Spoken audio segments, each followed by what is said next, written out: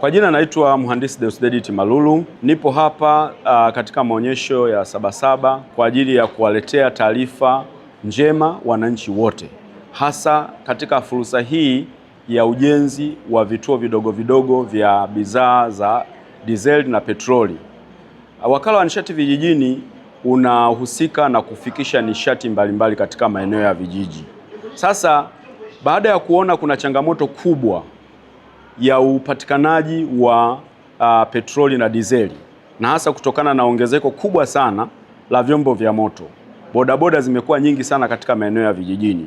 Sasa tukaona ni lazima tuwe na suluhu, kwa sababu kwanza ubora unakuwa hauko vizuri wa yale mafuta, lakini pia hata utunzaji unahatarisha maisha ya watu.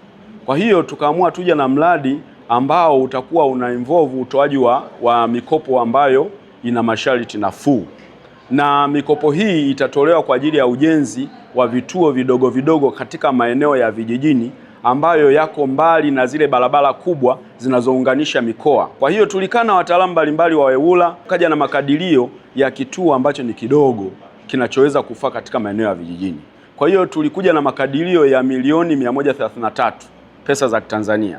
Tukaona kwamba pesa hizi zinaweza zikatosha kabisa kujenga kituo kidogo. Gharama ya mkopo mzima ni mpaka milioni 133, na unaweza ukakopa kwa riba ya 5% kwa mwaka, na unaweza ukairejesha pesa hiyo kwa mpaka miaka 7. Unaweza ukaamua wewe mwenyewe kurejesha kwa miaka michache, lakini sisi tumeweka mpaka miaka 7, na dhamana ya mradi wenyewe inaweza ikawa ni kituo chenyewe.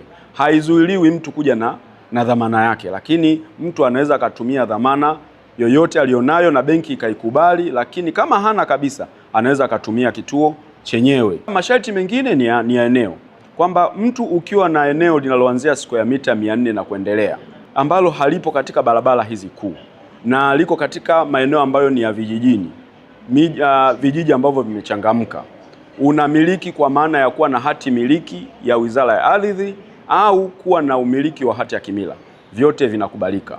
Wanaoweza kuapply ni watu wote, kuanzia mtu binafsi, kampuni, vikundi vya kidini. Kwa ujumla haimtoi mtu yoyote. Swala tu ni kwamba ufike katika banda letu. Tuna maelezo mengi ambayo yanaweza kukufanya ukaelewa vizuri mradi huu ili uweze kunufaika na fursa hii. Nipende kutumia nafasi hii tena kuwakaribisha watu wote, tuje tuwaelezee kuhusu fursa hii ambayo ni njema kabisa na kila mtu anaweza kunufaika.